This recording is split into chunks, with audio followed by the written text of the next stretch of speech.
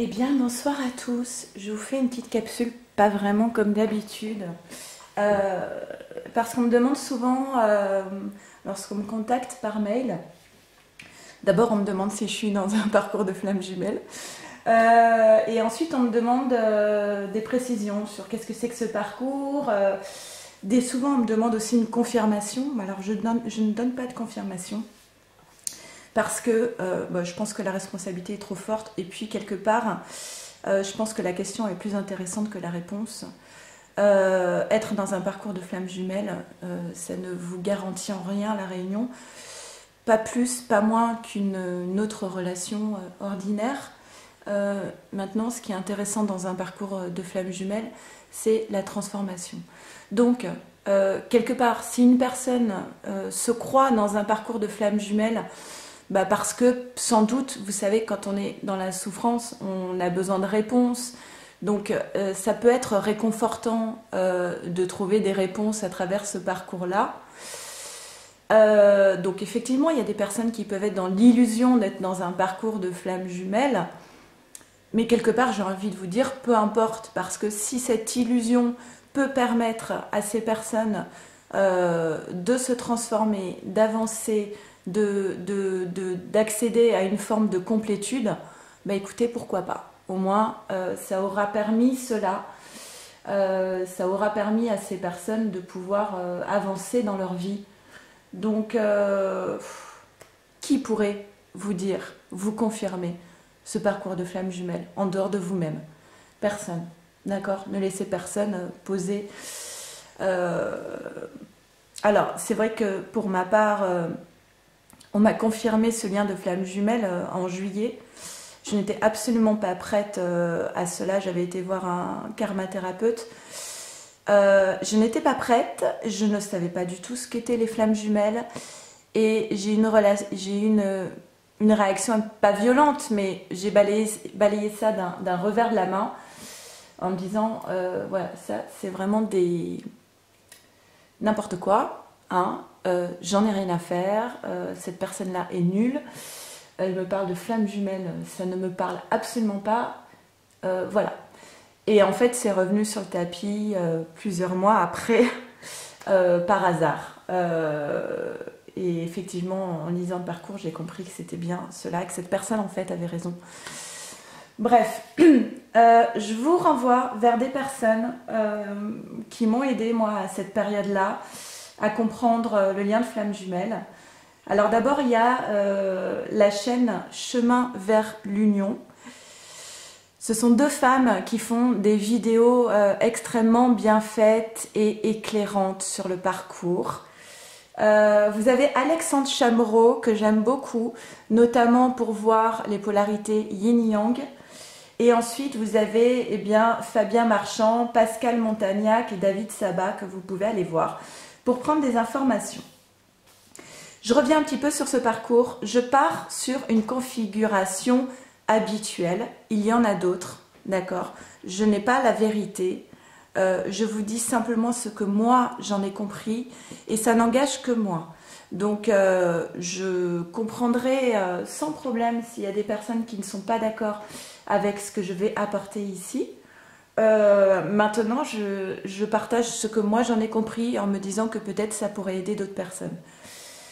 À la base, donc, il y a cette rencontre avec ces deux personnes qui qui se sentent comme à la maison quand ils sont avec l'autre. Comme à la maison, ça veut dire dans une forme d'entièreté, de complétude,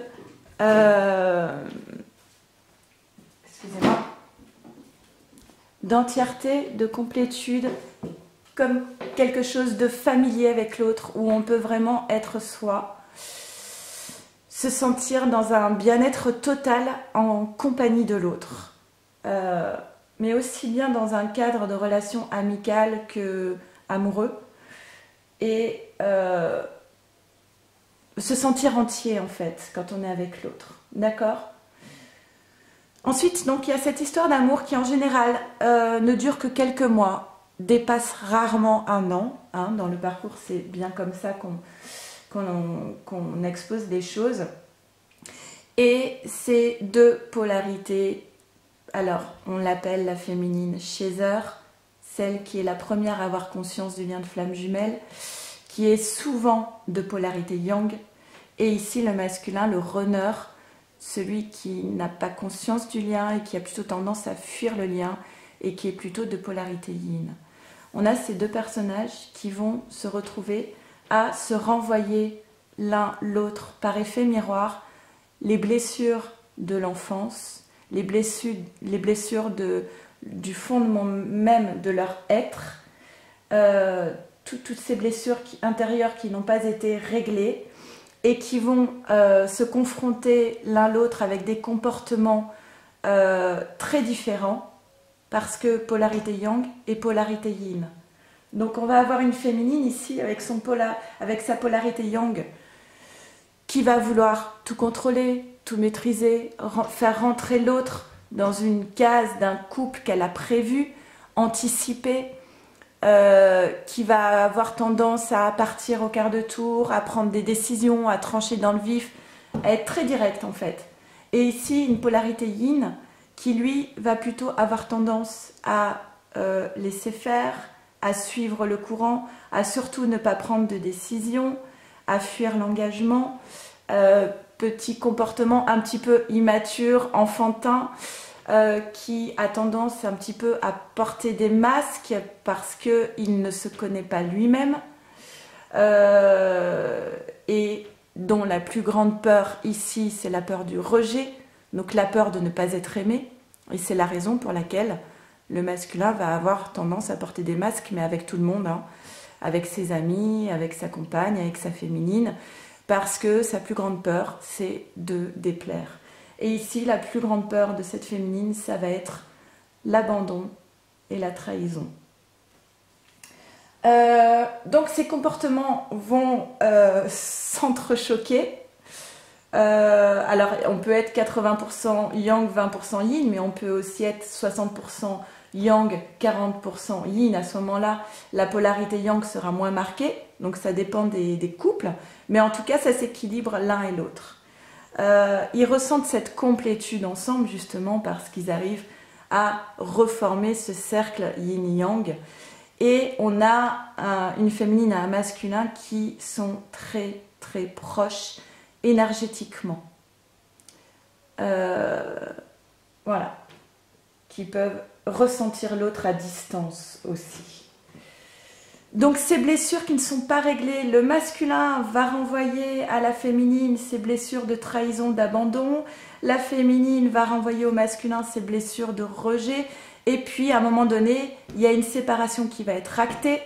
Alors souvent, il arrive même que ce soit la féminine qui prenne la décision parce que le masculin ne se positionne pas, mais en réalité, c'est le masculin qui marque cette séparation.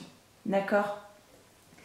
Il y a une séparation, mais à la suite de cette séparation, le masculin et la féminine vont avoir de la difficulté à couper totalement le lien, parce qu'il y a une forme de dépendance énergétique.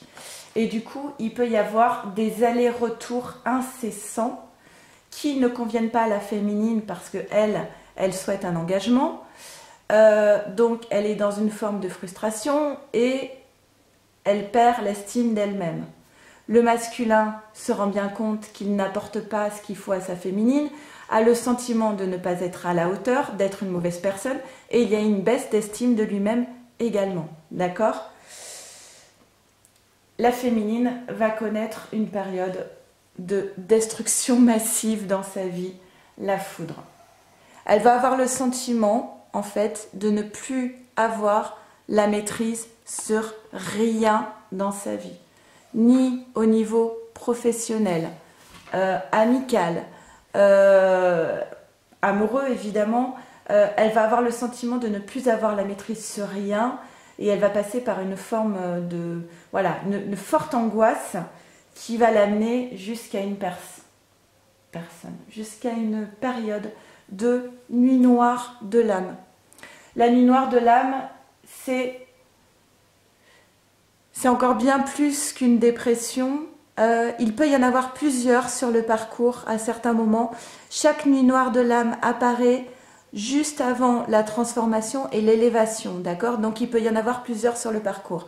Et à ce moment-là, la féminine est au pied du mur et n'a plus d'autre choix que de mourir.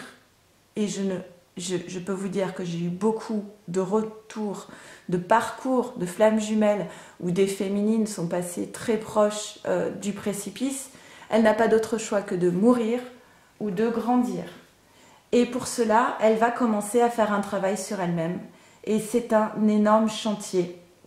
Elle va travailler sur ses blessures de l'enfance, du transgénérationnel, parfois du karmique, revoir un petit peu tout ce qui n'est pas correct dans sa vie. Elle va refaire toute l'histoire de sa vie, toutes les relations affectives qu'elle a eues dans sa vie, travailler sur toutes ses carences, essayer d'étudier à la loupe son fonctionnement. Et c'est souvent à ce moment-là qu'elle découvre le lien de flamme jumelle. Et c'est un soulagement. Et c'est un soulagement parce que la féminine polarité yang a toujours besoin de comprendre les choses. Alors, de communiquer, de comprendre les choses. Le masculin, lui, il n'a pas vraiment besoin de communiquer. La féminine, toujours, d'aller chercher des réponses, d'aller comprendre, d'aller au fond des choses. Et là, en découvrant ce parcours de flamme jumelle, elle obtient enfin des réponses. Elle voit enfin les étapes. Elle comprend pourquoi. Tout cela prend du sens. Et elle poursuit son chemin de travail sur elle-même. Elle va parvenir à une forme de lâcher prise. Alors le lâcher prise sur l'attente de son masculin, le lâcher prise sur une forme de dépendance affective qui vont l'amener à accepter la réceptivité, accepter le parcours, accepter que les choses ne se passent pas comme elle le souhaiterait, accepter que les choses se passent autrement, mais que c'est pour son bien. Et c'est grâce à cette acceptation, parce que la féminine yang devient un petit peu plus yin, de se laisser traverser, d'accepter de ne plus toujours vouloir contrôler les choses, qu'elle va parvenir à cette transformation, à cette renaissance. C'est ainsi parlait Zarathustra. Hein. Elle arrive à un niveau, à une élévation,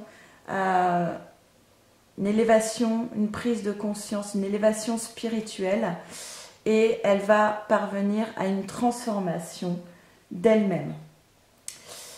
À partir de là, à partir de cette transformation, en fait, la féminine, elle va enfin accepter de vivre pour elle-même et de ne plus attendre le masculin pour s'apporter de la joie dans sa vie et du bonheur dans sa vie. C'est-à-dire qu'elle ne va plus demander au masculin de remplir un vide en elle-même, elle va remplir ce vide par elle-même en construisant sa propre vie. Alors souvent, à ce moment-là, il y a un changement de cap professionnel où elle se retrouve davantage alignée. Il peut y avoir un tri au niveau amical, familial. Et alors que jusqu'à présent, elle a toujours été connectée à son masculin, notamment dans ses rêves et énergétiquement, elle va se recentrer sur elle-même, faire d'elle-même sa propre priorité, être davantage dans l'amour d'elle-même, et elle va couper ce lien énergétique avec ce masculin. C'est là que le masculin va se retrouver dans une forme d'enfermement, d'isolement, parce qu'il va ressentir un manque par rapport à cette féminine qui n'est plus là. Il sent énergétiquement que la féminine est partie ailleurs et il se retrouve avec ses blessures non réglées qui ressurgissent. Et c'est à son tour de connaître cette nuit noire de l'âme, cette forme de dépression, où il se rend compte que plus rien n'a de sens dans sa vie, que rien n'est à sa place, qu'il n'est pas aligné. Et c'est là qu'apparaît, je vais faire un petit peu de place, c'est là qu'apparaît la foudre et la fatalité dans sa vie, la destruction de tout ce qu'il a construit jusqu'alors, parce qu'il vit asphyxié, parce qu'il se rend bien compte qu'il ne peut plus être. Alors, souvent, on parle de tierce.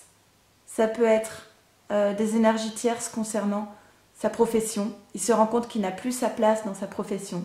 Ça peut être dans un cercle amical parce qu'il a porté des masques pendant des années et qu'il est épuisé de ces masques et il se rend compte qu'il n'y a rien de sincère finalement. Donc il va faire un tri au niveau amical. Ça peut être avec une personne avec qui il vit, une femme avec qui il a des enfants ou simplement une femme avec qui il vit où il se rend compte qu'il n'est pas à sa place et en fait il va clôturer tout cela. Alors tout ça est accompagné d'un travail, d'un travail sur son enfance, sur ce qu'il est, sur apprendre à se connaître lui-même, puisque je vous ai dit au début, le masculin ne se connaît pas, donc il va apprendre à se connaître et à terminer un cycle, à bousculer tout ça.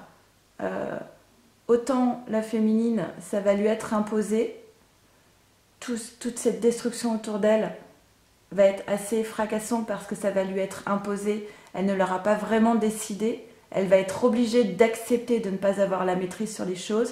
Vous voyez la différence entre le yang? Ça va lui être imposé, elle va devoir accepter cette destruction et de ne pas avoir la maîtrise sur les choses. Et le yin, on va lui demander d'acter et d'avoir la maîtrise sur les choses et de décider de clôturer ces cycles. Ok? Et c'est cela qui va apporter une élévation spirituelle où il va pouvoir briser les chaînes et prendre le plein pouvoir de sa vie et se choisir lui-même. Dans les deux cas, c'est une féminine et un masculin qui vont avant toute chose devoir apprendre à s'aimer eux-mêmes, à être dans l'estime d'eux-mêmes. Et c'est que en passant par l'estime de soi qu'on va pouvoir reprendre le pouvoir sur sa vie. Parfois, cela demande des années. Et partir sur un nouveau départ. D'accord? À partir de ce nouveau départ et de ce moment où il brise les chaînes, le masculin découvre le lien de flamme jumelle. Et c'est souvent un sacré choc. Parce qu'en fait, il s'est passé du temps, il s'est passé des mois, voire des années. Et lorsqu'il souhaite revenir vers sa féminine, eh bien, il peut arriver que la féminine, elle soit partie dans une relation avec une âme sœur. Parce que entre-temps, la féminine a atteint une forme de complétude, de bien-être total avec elle-même. Elle n'a plus besoin de remplir un vide, elle a accepté. Elle n'a pas forcément renoncé au lien, mais elle vit pour elle-même. Donc c'est souvent à ce moment-là, dans cette avancée, qu'on pose sur son parcours une âme sœur. Et la féminine va rentrer dans une relation beaucoup plus douce, beaucoup plus épanouissante, avec beaucoup d'amour aussi, d'accord, qui va lui permettre d'être dans un équilibre parfait. Donc lorsque le masculin revient, parfois, effectivement, la féminine refuse le retour de ce runner. Parfois aussi, le masculin revient et la féminine a atteint un équilibre dans sa vie et du coup peut avoir une certaine peur de rompre cet équilibre retrouvé en elle-même seule. Et elle peut avoir peur en retournant avec son masculin de revivre des nuits noires de l'âme et des difficultés passées. Donc elle peut effectivement, au départ en tout cas, rejeter le runner. Mais parfois effectivement, les deux se retrouvent et on peut parvenir à une réunion et à une fusion. Rien n'est garanti dans ce parcours de flamme jumelle. C'est pour cela que personnellement, je ne souhaite pas forcément ce type de parcours à qui que ce soit, bien que je mets un bémol parce que ce parcours permet quand même de se transformer, d'avancer, de créer sa propre vie, de s'élever spirituellement. Donc c'est vraiment, ça permet vraiment à la personne de muer, de se transformer de chenille en papillon. Donc ça reste quand même un très beau parcours, même s'il n'y a pas de réunion au bout du compte. Et là où c'est quand même un très beau parcours, c'est que on découvre ce que c'est quand même que d'aimer une personne de façon inconditionnelle. C'est-à-dire que quand on est dans un parcours de flamme jumelle, on aime l'autre malgré tout ce qu'il est. avec ses difficultés, avec ses empêchements, parce qu'on connaît aussi nos propres empêchements et nos propres difficultés. On est dans un amour inconditionnel, même si on ne voit plus l'autre. L'autre gardera toujours une place prédominante dans notre cœur. Une seule et unique place. Et même si on ne se voit pas pendant 10 ans, au bout de 10 ans, lorsqu'on se revoit, l'amour est toujours là. Et c'est un amour éternel. Et la personne, la féminine, ressent cet amour inconditionnel pour son masculin. Souvent, ce sont des féminines qui ne sont pas capables d'être en colère très longtemps contre leur masculin. Mais elles ressentent aussi l'amour inconditionnel que ce masculin éprouve pour elles-mêmes. D'accord ? Parce qu'on est vraiment connecté au niveau du chakra du cœur notamment. Donc, en ce sens-là, c'est quand même un très beau parcours parce qu'on découvre ce que c'est que cet amour inconditionnel qui ne s'arrêtera jamais. Je vous souhaite le meilleur, que vous soyez ou pas dans un parcours de flammes jumelles. N'oubliez jamais que vous êtes votre propre priorité. N'attendez jamais personne. N'attendez que de vous-même, de grandir et de vous épanouir. Vous n'avez qu'une seule vie et vous êtes le meilleur pour vous-même. Je vous souhaite une bonne soirée. Merci, au revoir.